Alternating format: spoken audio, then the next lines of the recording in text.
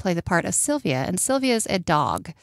And if you're not familiar with the show, it's about a man who goes through a midlife crisis and adopts a dog or brings a dog home from the park and introduces this dog to his wife. And it causes a lot of problems because she does not want a dog. I'd say that that's quite a responsibility. Very much a midlife crisis, but it's a touching show, and it's been a lot of fun. And also, we should make note too that it is for ages 13 and up. There is some language, so it's not. It can be family friendly for older kids, but I wouldn't necessarily think that most of our crowd would want their younger children to see this show. Yeah. Well, I am going to the opening tonight. I have not seen this show yet. I designed the sound, but I have not actually seen it. Yeah. And I've heard from you and from reading the script that if you own a dog, you'll get every. If you've ever owned a dog, if you've ever known anybody that owns a dog, if you've seen a dog on TV, you will relate to this show in some way. And I love how it's staged with Sylvia. She's not in a dog costume. She's just a girl on stage playing a dog, and it's very funny. I expect to laugh. The whole show is fun and lighthearted and has a wonderful message about love and relationships. And Sylvia is the key to all of this. So, and I'm really enjoying what is happening out there in Kayenta right now. They've had a lot of great performers come in and professional performers come in, and what a great thing to add to our community right now. Absolutely. And you mentioned that it's a ways out from St. George, but certainly a very doable drive. And one of my biggest inspirations that I got out there, I would like to say, was at Kayenta Center for the Arts. It wasn't in the theater, actually, and it wasn't in the performing space. When I was out there at one point, I saw a mountain lion, and that was the thrill of my time in southern Utah. Yeah, that can happen out there, especially at night. When I first came to Utah, as I've mentioned before, I'm not from Utah. When I first came out here, I was up in Cedar City, and I took this drive, and I took a wrong turn. And I was out in the desert, and I thought, oh my gosh, this is beautiful. And I went back to all of my friends who were there, and I said, you wouldn't believe it. They have this stuff out there called sagebrush, and it's just absolutely beautiful.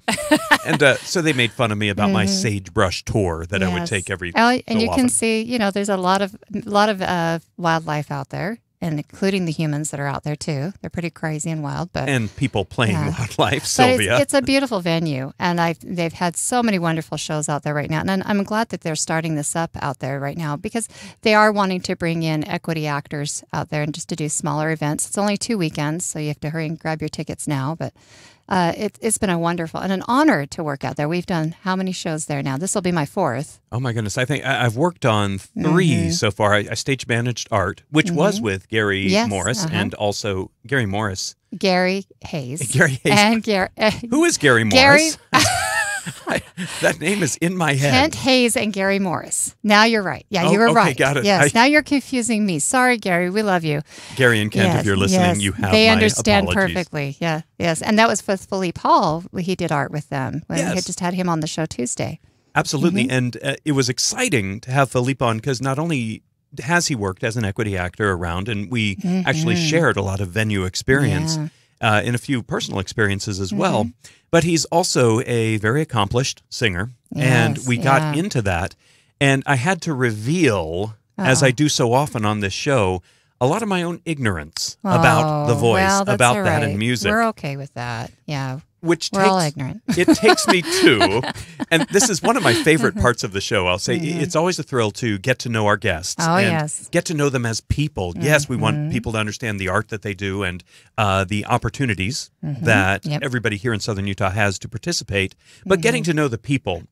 And I've really enjoyed the opportunity to try and think of an experience, a segue into this interview.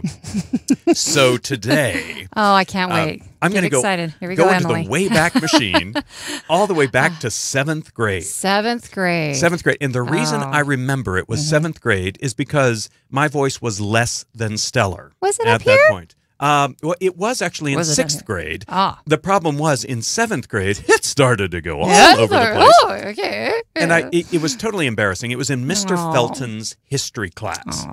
And his class was my homeroom. And he would call roll every day. And I kid you not, for 2 straight months, I would say here, but it wouldn't come out here. It would come out here. And that became what I was known as. I was known as, the split octave dude. And so I stayed away from singing. completely for a very long time. I was convinced that my voice would never be controlled. And as I mentioned to Philippe last time, I am by no means a triple threat. I am an actor. But a triple threat is somebody who acts and sings and dances. I'm, as I affectionately call myself, a triple irritant. I can hold a tune in a bucket. Dabble. Absolutely. Yeah. We dabble. And I can move as far as taking 3 steps to the right and then maybe a step to the left. Yes. But anyhow, I thought I would never sing at all. And I've mentioned before that I came from a musical family. And when I was rebelling, I did not want to take piano anymore instead of just going to the violin or the trumpet. I decided to take voice lessons because I thought this will be fun. I can just be loud and irritate my brother with that. And I thought you go in, you either have a voice or not. And I started to work with a gentleman named Sterling Scoggins. I'll never forget him because he was one of the wiliest, manipulative, wonderful teachers I ever had. I went in Scoggins? Scoggins, yes. If he's listening, I don't know that we get the all the way to name itself Washington, is D.C. intimidating me, yes. Absolutely. Oh, he was a funny little man, and he had, the glasses. He looked like a Czechoslovakian artist is what he looked like. Perfect. Yeah. But I went in and said, I want to learn how to sing. He said, what do you want to sing? And I said, I didn't know anything, so I just said, I don't know, Rainbow Connection from Muppet Movie. And that's what he started me on. He was really good about that. And he was so good about saying, let's sing through that, but I have this other piece. I just want to hear somebody with your kind of voice sing it. I'm not sure how it goes. And I was like, okay, sure. And he handed me this thing from a character named Papageno in The Magic Flute. And I was like, I don't know what Papageno is or what have you, but he played it for me on the piano. As I am a man of widespread fame. And I had a great time singing it, but it was classical. And not in German. And not in German. The best I could do in German was Wiener Schnitzel, and that was about it. But anyways, I started singing that, and then he introduced me to pieces by Donizetti. Am I saying that correctly? Donizetti, the D guy. That's all I remember. The D guy. And he just kept saying, I just want to hear this. We're not going to work on it, but I just want to hear it. And I'm singing Caro mio bene, and all of these things. And I had no idea that he was actually teaching me. And I loved that about him. I found this classical voice from just imitating it. And I didn't continue it. Sadly, I look back the same way a lot of people look back on piano lessons. They wish they'd continued, or they wish they'd continued with their instrument. My wish was continuing my vocal training. And so it's a thrill for me to meet people who don't just sing well, but are singers. And I think that's an important distinction. It was a question that we brought up last week, and I invited people to share some comments on our Facebook page. By the way, you can certainly comment if you go to On the Arts on Facebook. As well, you can check us out video streaming, so you get to see what we look like. And again, that's an honor. We toyed around with having cardboard cutouts of Brad Pitt and Angelina Jolie, pretending that's what we look like. We still need to do that. We just talk about it. We don't do it. But if you do want to check us out, you can go to Facebook at Radio St. George. That's Radio space ST space George. And we are streaming live right now, but this whole interview will be archived. So you can check it out anytime. So whatever you say, Emily, it will be remembered. Forever out there. Oh, she's ready. We are also broadcasting live on YouTube. And if you go in and you type in On the Arts with Michael and Christina Harding, or even just the name of our guest, it will come up. So check it out for video as well. You can see what we look like. Now, we mentioned earlier I'm an actor. I like the sound of my own voice. I have just enjoyed the sound of my own voice for a good long time. Should we applaud? That would be great. Okay. Thank you. Hey, bravo. And now it's our honor to introduce our guest, Emily Workman. Welcome to the show. Thank you very much. Yeah. So it's great to be here. Yeah. Emily, we start always with the question, who the heck are you? Why are you here in southern Utah? Yeah. How did you get here? Well, I was raised here since I was 4. We moved here from northern Utah. Sorry. And don't be sorry about moving here from northern Utah. I'll get closer to the mic so you can hear me better. I moved down here with my parents, obviously, when I was 4, and I went to Pineview High School. I went to Dixie Middle, actually, originally. And then because the choral program was much better over at Pineview, can't deny it, we went over there to work with Norman Lister, who a lot of people in the community will know. Rob Reimer is over there now, who's equally fantastic.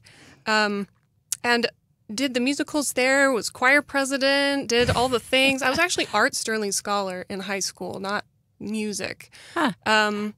And then I went up to BYU and did all of that. And then I went to Yale. And then I missed my family. And I wanted to sing and find some place to call home. That I didn't feel like I was hustling around everywhere without an equal amount of support, emotionally and physically even.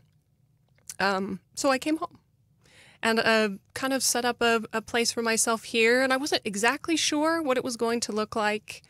It was a brave move, and I doubted myself many times when I made that choice and nearly turned around halfway home. I thought, what the heck am I doing? But sometimes those things in life, they come at you and they just kind of show up, and you say, I can't deny this, even though I don't really want to go through with that. It's staring me in the face, and that's where I need to go. And so you go toward it to see if if fear is the reason you're worried about it, or if it's because you know you're going to be challenged in a way that's going to fulfill you, because you can't get one without the other.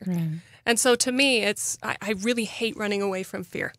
I hate it. If I feel fear about something, I usually lean into it or run at it.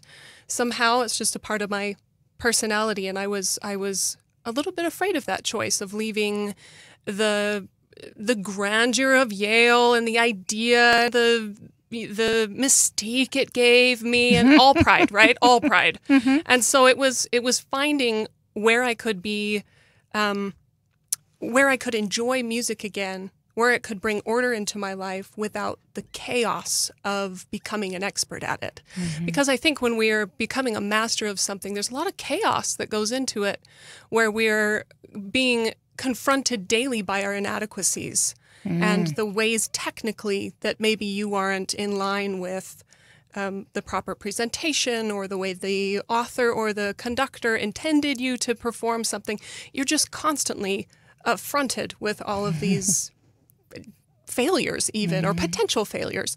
And so for me, it was, I need to get away from this so that I can rediscover the beauty that music brings to my life. Music brings an order to my life that I can't find in every day. And I had lost that sense. And I was very good at singing. I loved it. But when I graduated from Yale, I didn't sing, I think, for 6 weeks. I didn't want to do it.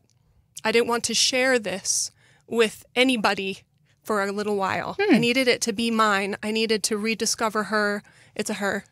And I needed to give her some space, to be imperfect now that we had learned all these things, so that I could confront the possibility of failure with courage. And so the next time I went out to do an audition, I was brave, and I wasn't being crippled by all these little, I like to think of the little, in cartoons, they have those little bubbles that come up around their heads. Yes. And people from different universities or teachers that were particularly hard on me will pop up once in a while and be like, you this, honey, and you that, and you're squeezing, and you're blah, blah, blah, you know? And I had to get to the point where they were quiet. I had to make them silence them. Because after you get out of school, people don't say, they wouldn't dare, right? You go into professional things, and they better be quiet. You can come back at them, you know? So you got to be really unafraid to promote yourself. And that was difficult with all those voices. So after I finished that grueling couple of years at Yale, they deliberately overwork you. And there's a point to that. And I'm for it, but still, it left me with a kind of a sour taste in my mouth. So when I was done, I kind of took a break, and I built a studio in New Haven, and I'd done that at BYU anyway, and just wanted to be closer to home. So I was there for several years after I graduated, and then just made the choice to come back home. And we had such a rich musical community when I was being raised, the 90s, the early 2000s. I mean, we all kind of migrated up to BYU together, and we're in BYU Singers together, and a lot of the people listening will know the Coxes, Rachel and BJ. We've had Rachel on the show before, actually. Yeah, and she and I were in BYU Singers for many years together. We toured to South Africa and went to many places together, and so we have quite a history together, and everyone I knew was here, and I wanted to be a part of that, so here I am in answer to your who the heck are you?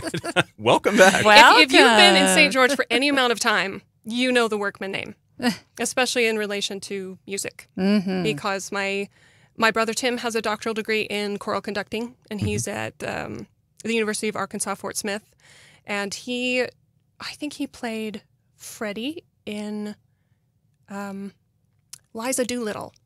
Oh, My Fair Lady. My Fair Lady. Yeah. And he sang On the Street Where You Live. And I swear, the first couple of rows were filled with ladies so in love with his voice. He just has the most easy production. It's really something lyrical and easy to listen to, like the Golden Age standard type of stuff. Mel Torme and Frank Sinatra. It's just very easy for him to sing that way. And he had quite a name. My sister Laura, she has the most natural production that I've ever come across, truly, without training, all being raised with Laura. She's 18 months older than me, and music was her thing. It was so her thing, and she was recording all the time and wanting to do musicals all the time and dragging me. And she wants to play Mary and Martha, and you can play Colin, and I'll play, and she was just wanted to be everyone, and she kind of brought me along as the filler people, and she just loved it. And she's in fact, a lot of people mistake me for her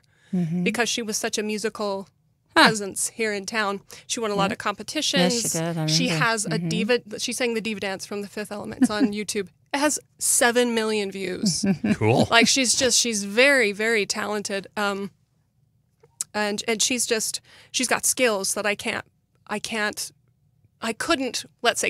past tense.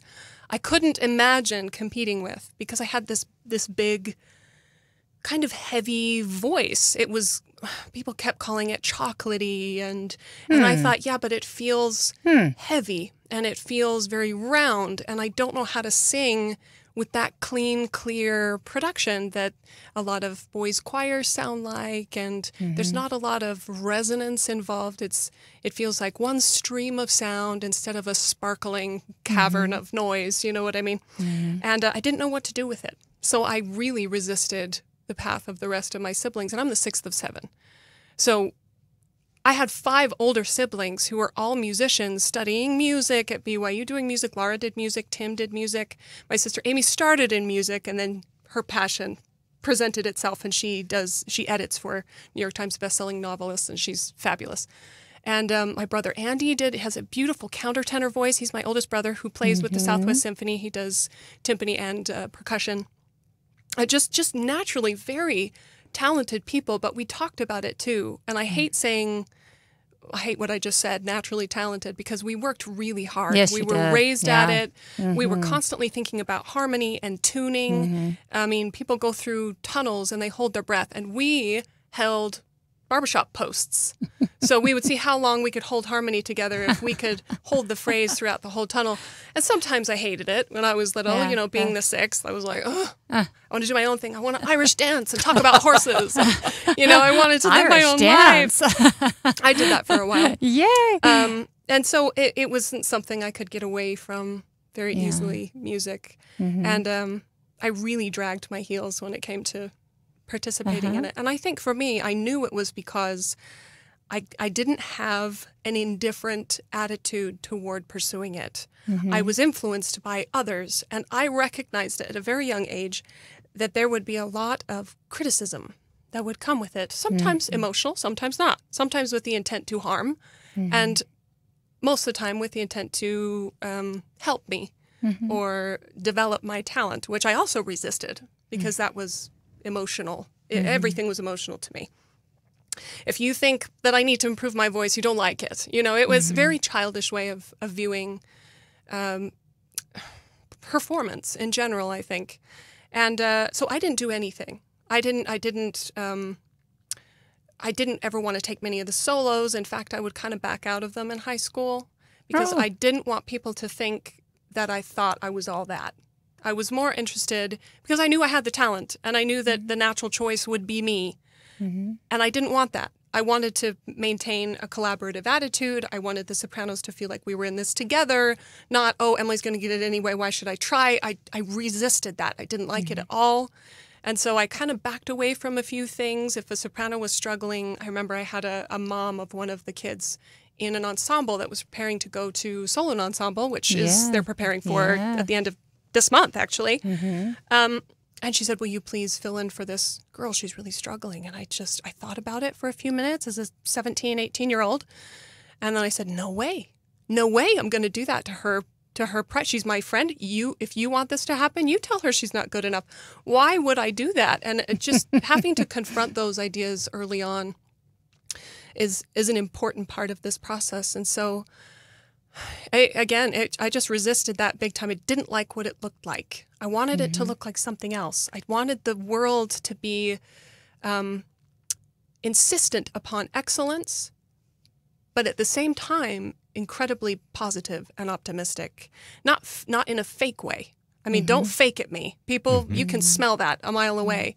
But I also want to confront the truth of our where we can find improvement. Because, like I said, the only way we'll feel fulfilled with our art is if we get through that. Fulfillment doesn't come by eating a bunch of ice cream day after day after day after day. You know, it seems to me like if you eat healthy and then you get a treat, it's so much better. Am I right? Like if you just satiate yourself with the sweetness, it doesn't do anyone any good. You're absolutely right, but I have to tell you, I just had a fantasy moment thinking about I'm eating ice cream day after day. Yes. Well, I'm glad Emily's here because now you were just announced, yesterday it was announced that you are the Director of Vocal Studies, the new teacher hired on at Dixie State University. How wonderful. And just listening to you and your passion about teaching and your understanding of what it takes to be a student, because you've been one yourself, you've been through all that. How great for our students here at Dixie State University that they have a new vocal teacher that will honestly care about their growth. Sure. How long have you been now at Dixie State University? Let's see. They called me last spring break, actually, so almost a year. Spring break. Probably a couple of days before spring break, and asked me to come finish the semester. And I said, sure, why not? I have my own studio. I get it. I've been here. Of all the people, I'm probably an okay, safe choice. And then it just continued after that. They needed someone to fill a 1-year appointment. And I said, I don't know. We'll see. We'll see. Is this what I envisioned? Home. Yeah. Is this the reason? I mean, I had some real soul-stirring moments where I had to ask myself some serious square-in-the-face questions. You know that there's going to be difficulty. I think for anybody there is, because filling a new position, my brother, in fact, it's always the person's retiring, they've made a new position, which isn't very common, or the person was let go. And so however you enter, there's going to be a shift that's going to be a little uncomfortable. You're being a part of the history that's already there. You can't avoid it. Right, exactly. So I think that the best move to go forward is to talk about what you need to make yourself accredited, to make yourself valuable to yourself and to the people around you. How can you find nobility in your suffering? Like, what path is going to be worth it for you? Because they all require a little bit of suffering, right?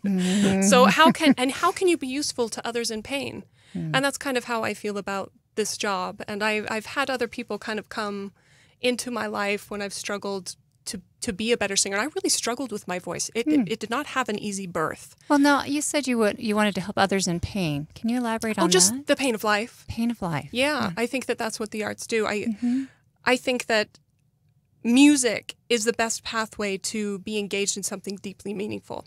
I think it's the most rapid and indisputable, like virtually everybody loves music, and music speaks of meaning. I think that it directly shows you what life would be like if it were ordered and harmonious and you were dancing along with it properly.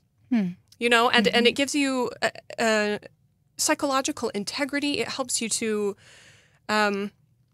you see your life from day to day and week to week being so deeply engaged in something that is difficult and challenging, but then you come out the other side and say, this is worth the suffering.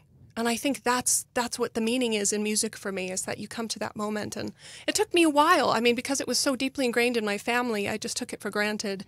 And so when I got to BYU, I actually got a degree in psychology first because I wanted nothing to do with it. Not nothing, because I was in BYU Singers and all my siblings had gotten in as freshmen So number 6, you better get it, show your worth. And I was determined not to limit myself because I didn't want to be like everybody else. So while a part of me was like, I don't want to do what everyone else is doing, the other part recognized that as very childish. I didn't want to be limited or not have the experience because they didn't want to be like my siblings. Like that was so childish to me. I've always been kind of an older soul. And I just thought, I've got to do this. And I have to see what I can do and run into that fear and see. And I made it in, and I was in there for so long and had all these experiences, like I said, took for granted. I kind of walked through the doors I knocked on up to a certain point.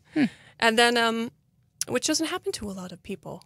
So I took it for granted. And when the time came to graduate, I panicked because that thing in life showed its face to me. And it kind of came out of nowhere and just said, here I am.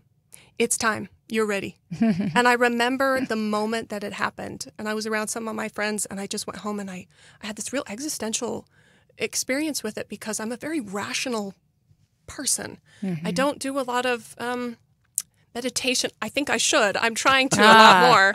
But I'm very like, we have business to do, and I confront the psychological demons inside very practically. If I have to cry, I'm like, all right, I got 5 minutes for this. You plan out and your then cries. I'm done. I plan out my cries. Oh, it's no. true. I give it room. Give it room. But I don't want to like indulge that. in it because I've got things to do. Gotta get Action done. to me is the best release of anxiety. If I can just move forward, then my anxiety usually disappears. But it came up into my face, and I recognized it. And it's like I had been waiting for it all along. And then suddenly I didn't care who approved of it, or who didn't approve, or if my family had done it, or if they had never done it. I was going to do it. And I went It's to yours. Yeah. It It showed itself, and it was like, here I am. Come and get me. And I went to to the director at BYU, and I was like, I know this isn't possible because I'm about to graduate. You don't let somebody continue for another 4 years when they're supposed to leave. So this should never have happened. And I went to him and I said, if I were to pursue this, tell me my options. And we sat down, and he said, I wondered when you'd come around to this, because he taught most of all of my other siblings. And so he kind of looked from a distance, because I was not in the vocal hall. I wasn't in the program. I was just in singers. I was pretty darn good. And he just kind of watched, and he's been the most supportive mentor of all time since then. That's a big thing. So there's always that possibility. Maybe I'll get married. Maybe I'll, a lot of, especially women up at BYU, were hesitant to really commit to anything because they thought, well, I'm just going to get married and maybe I'll teach out of my house. Maybe I'll. So that was a very common mindset. Not always, but common and of equal value. But for me, that was not happening. That was not something that I was really aggressively seeking at the time.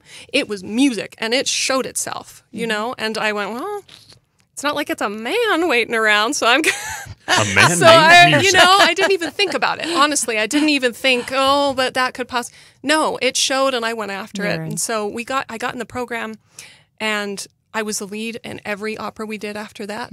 And I was aggressive. I learned everything on time. I recorded every class I went to because I knew I was going all the way. So I recorded all my history classes. I still have those recordings. I have all my books. I kept, when they gave us handouts, I photocopied them before I did my homework because I knew one day I would be in the situation I am now, where I would have to put together a syllabus, a class structure, and I would need resources. So I kept what I wanted, and I threw away what I didn't. Things that I found work for me and my colleagues, I kept and expanded upon. And the things that didn't, that's not what I want for my class setup. And after that, I auditioned to Yale, and that was interesting too, because I got sick before I was supposed to go out and audition at Yale. And I canceled. And I wrote to Erica Nemi, who's there, and she's the administrative person for the opera department. And I said, I can't come. I'm really sick. And I was kind of devastated by it. And I had already auditioned at Rice and Northwestern. And I thought, well, I'm good. I'll probably get into one of those. I didn't. But Yale called me the next day. Doris, who's the artistic director and the boss, she's in charge. She said, Emily, what are your symptoms? I was like, I don't know you. I don't want to tell you all my life story. I don't want to tell you how sick I am or that I'm throwing up or that's none of your business. Anyway, and she said, because you really need to be here. You need to come out here and sing for us. And I just went, oh my gosh, they must be serious. That's a sign right there. This is a serious. She said, how soon can you be ready? And I was like, 2 weeks, maybe? I don't know. I'm negotiating with someone from Yale. Like, it was such a big deal to me. Yale was on such a high. How old were you? 26, You were 27. 26. Wow. Mm-hmm. Yep. So I went out the next couple of weeks. I was at about 85% with my voice, which was great because then I wasn't there with the big mass of people that came during audition week. You got that private attention. Oh, wow. So they were all there in the room. They had me sing every single piece I brought except for one. The Rainbow Connection. The Rainbow Connection. It was Love Winter Writing by Frank Bridge. I even remember because I thought, I sing this so well. Shoot. I wish you would let me sing it for you because it's great. Anyway, they wanted to hear all the arias. They wanted to hear all the foreign language. I had a private interview with Doris. Yarrick Cross is her name. And it went really well. She said, your diction needs a little bit of help. And I went, yeah, I'm kind of from a small town. Like, I know, but I have a really good ear for languages and accents. And I've always been obsessed with diction and the phonetic alphabet and pronunciations and accents. And in fact, when I get nervous or it's hard for me to like be myself, I'll just go into this Irish thing. Because do you do that where you're like Some embarrassed Lucky and Charms. suddenly you're English or you're afraid of someone and you're like, hello, and you just kind of flip into this other person. It's a way of kind of hiding yourself. And so I knew I would be fine. And so I was not even, let's see, I flew back to Utah, Las Vegas, and then I drove back up to Provo. And before I even got home, I think it was like an hour outside of town, she called me and said, you're in. So it was like 2 days. She knew what she wanted. Ah. Yeah, and she heard it. And she went, you're not coming? No, that's not acceptable. And if you know Doris, you will not be surprised by that attitude. She is quite something. She's a miraculous person. I will never forget her. This is her last year at Yale, actually. They're going to bring in someone new next year, but she's tremendous. What a woman. Well, I'll tell you, I have a question about style for you. And this is something that I've been fascinated with. Back in, I'm going in the Wayback Machine again here, back in, I believe it was 1995, maybe 94 or 95, there was a Broadway revival of Damn Yankees. And the lead, Joe, not old Joe, but young Joe, was a Yale-trained singer, very classical. And it was rather not a famous story, but a very well-known story about how he destroyed his voice doing Damn Yankees. He was apparently performing incorrectly for it, and in order to get the role, he had to adjust how he was singing, and it was just to this incorrect production, yes. so-called, yeah. And he was wonderful on the recording. He sounds fantastic, but as far as I know, that was the last time he performed due to some real serious damage he did to his throat. Now, my question to you: you mentioned that you had done some musical theater and then transitioned, if you will, into opera. I guess I kind of chose. Because it was very choral music for me. I spent some time in England, and you were in England for a while too. We have that connection, that rainbow connection. Rainbows. And also the Northwestern. I didn't know you'd applied there. I applied there too, and was turned down from Northwestern. Wait list. They put me on the wait list, and then when they let me to Yale, I was like, no thanks. I don't want to be on your wait list. I'm a Yale girl. I know. Pride. Gee, that pride thing gets you every time. And has taught me many lessons since about not being prideful. So you were talking about style. Yeah. Now that you're teaching here, or not that you haven't taught before, but certainly you're part of a faculty now where we don't yet have a formal opera program. We are delving into it. Yeah. But we also are looking at delving into musical theater. Yeah. How would you go about training differently or the same, or how would you address this? I think it depends on the voice, because every voice is different, and they're going to find where it's most comfortable for them. And at such a young age, at 26, 25, when I first started doing, I knew that I would be good at opera. I knew. And I went and thought maybe, I need to solidify this for myself. So I went to Daryl and had a lesson. And the first lesson, he had me carrying kind of a thicker a thicker voice up high. So it was bigger, it was more resonant. It was the first time I'd ever done that. And I went home and cried for like an hour. Not because I was sad, but because I was so invigorated by the experience. I knew I could do it. And that was kind of that manifestation to me. And I just knew it would happen. And some voices are not like that. My sister Laura does not enjoy opera, even though she got her degree in vocal performance. It's very Western music, operatic style. She loves doing the golden age of musical theater, and she's not the more modern type of hard R's, the kind of sound you get in a lot of things. That was not really her love, even though she doesn't love a lot of that stuff.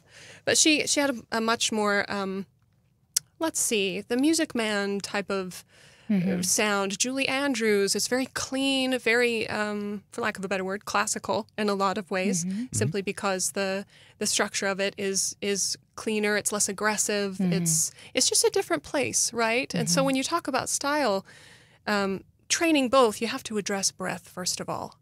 And let's be, like, you can't get too big for your britches. These kids are young. You know, they are not going to be where I am tomorrow. And so I think it's important. Most professional singers spend at least 14 years in the studio struggling and working and trying to grow their voices. The cartilage in your throat is not even fully solidified until roughly in your 30s, approximately. And so you have to, it changes from day to day. And if you're a woman, it changes from hour to hour. You know, it's just not... It's not easy to pinpoint a technique and say this is going to be the same every time. So you have to help guide them and be their voice of assurance. You have to be sure that this is the right way and believe in yourself, because they will look to you and say, is this right? I don't know. I've never experienced this. I want you to know, you've just given me quite a gift for the next audition where I do not sing well. I'm just going to say I missed my cartilage window when I was training. And I think maybe that'll make me sound legit. I don't know. Yeah. It hasn't solidified all the way. I want to be there in the room when that happens, when you say that.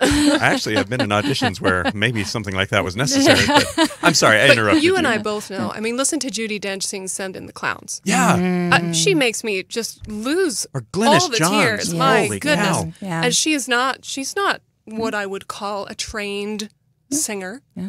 But she's expressing herself in a way nobody else can. She loves the music right. that she's doing. So I think that's the struggle in the first couple of months with new students, is helping them to recognize that, yes, there is a technical aspect and you have got to be excellent. So we can't shy away from that. But at the same time, there's this emotional side, and neither can exist without the other. They are not coming to this school to learn how to sing loud. That is not my goal. You know what I mean? I mean, and I have certainly felt the pressure of that in my career, to just be loud and impressive. If that's all we are, then let's go join a circus and put up a sign that says I sing loud. That is not why we sing.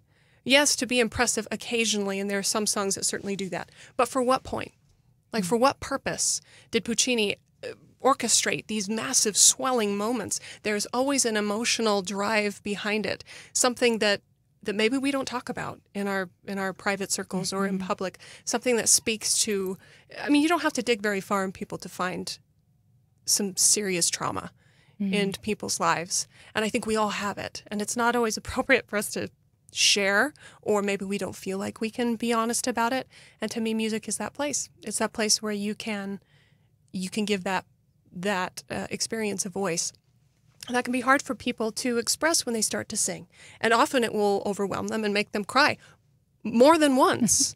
You know, so we have to learn how to confront it, the emotional side, and bring it together with the technical. And these young kids just need to learn how to sustain a phrase, how to maybe grow their octave, maybe over 2 octaves. That's where I want them to be at when they graduate, at the least. I want them to be able to sing 2 octaves relatively easily without pushing so hard that their body shakes or that their throat there's pressure built up somewhere trying to get out. So it's just a matter of helping them develop habits that they can carry through when they graduate. And a lot of people will say, well, what can you do with music when you graduate? What can you do with psychology when you graduate? What can you do with science or chemistry? You have to go on, right? So that you can show your community that you have some mastery over this. And that means that every time you do it, you need to see the outcome you're looking for. So, and when you see that, I think that's the definition of mastery, is that you see the results you're looking for again and again and again.